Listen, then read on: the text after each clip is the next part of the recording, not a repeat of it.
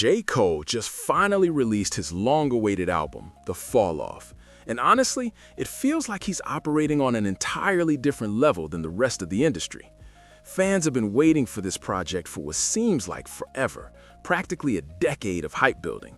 But now that it's finally here in 2026, the conversation isn't just about the music. It's about how Cole is navigating the game itself. See, most artists at his caliber stick to the same playbook. Flashy promos, viral social media pushes, constant hype cycles just to stay relevant. Cole, he ignored all of that. And the crazy part is, moves that should have tanked his momentum are somehow amplifying it. While industry insiders and major outlets try to control the narrative, Cole quietly proves that the old rules don't touch him anymore. There's this visible tension forming. The powers that be are realizing they might not actually hold the reins. To understand why this release feels different, we have to go back to how it all began, because the rollout carries layers most people didn't catch. The story actually starts years earlier than most realize. Cole first teased the name The Fall Off roughly 8 years ago, all the way back during KOD in 2018.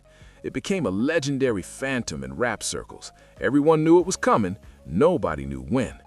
Then, on January 14, 2026, he finally ended the guessing game with a cinematic trailer officially confirming the title and locking the release for February 6th.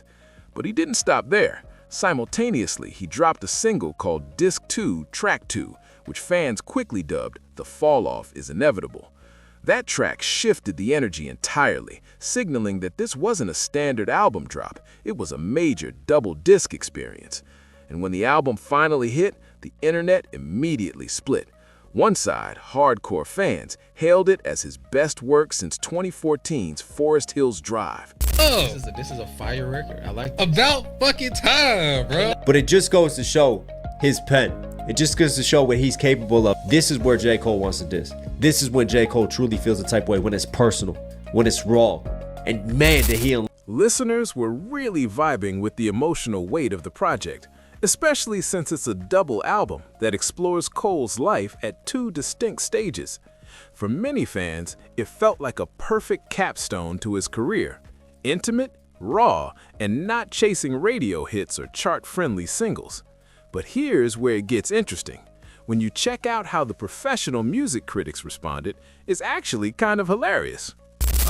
What's up, Pop? I heard that record that you did that just dropped is fuck my bitch, but check instead of escalating. I can't even hear that. Yeah, I was hoping you turned that off. Yeah, I don't want to hear I can't listen to it. I don't want to hear this shit. I feel like my problem. by now he said everything that he wanted to say and needed to say, and we could have closed this album and been off to the race. You'd think a guy like J. Cole, a fixture in hip-hop for over a decade, would at least get some respect for dropping what many expected to be his final project.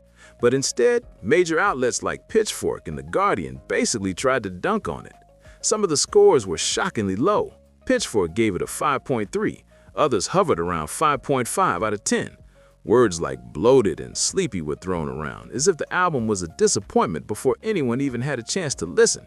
It felt like the industry was trying to punish Cole for ignoring their playbook. No viral hype, no drama-fueled promos, just pure music. And yet, here's the kicker. Despite all the middling reviews, the fans completely ignored them. First week numbers hit hard, over 290,000 units moved, landing Cole straight at #1 on the charts. One of the biggest debuts of 2026, and he did it while being dragged by the very people who supposedly dictate what counts as good. Dive into the album itself and you realize the fall off is massive. 24 tracks split into 2 halves, each telling a different side of his life. It's personal, it's introspective. Forget club hits or radio singles. This is Cole speaking directly to you. The first half is aggressive, hungry, reflecting the younger Cole grinding to prove himself. The second half is calm, soulful, a man at peace after years in the spotlight.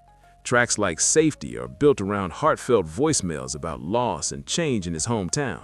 I Love Her Again treats hip-hop itself as an old flame. And on What If, he imagines Biggie and Tupac finally reconciling. But beyond the music, the rollout was a statement, probably the biggest middle finger to the modern music industry in years. Normally, a release this big comes with billboards, Vegas parties, and TikTok campaigns. Cole did the opposite. He launched the Trunk Sale Tour, showing up at gas stations and college campuses in Greensboro, Atlanta, and beyond, selling copies directly from his trunk.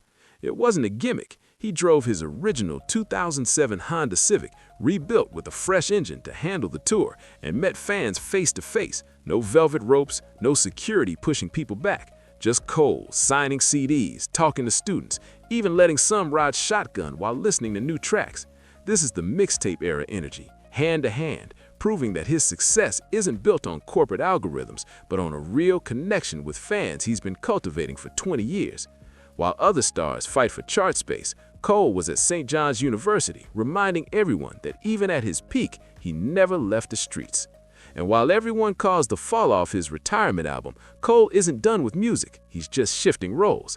He's made it clear that producing is now his passion, crafting beats, helping other artists, staying behind the boards. Full circle moment. He started as therapist, obsessed with production before the fame.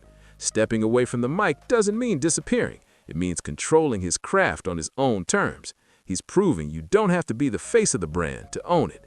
Cole isn't retiring, he's leveling up, creating music the way he's always wanted, free from the industry's pressure and staying a permanent force in hip-hop, even from the background.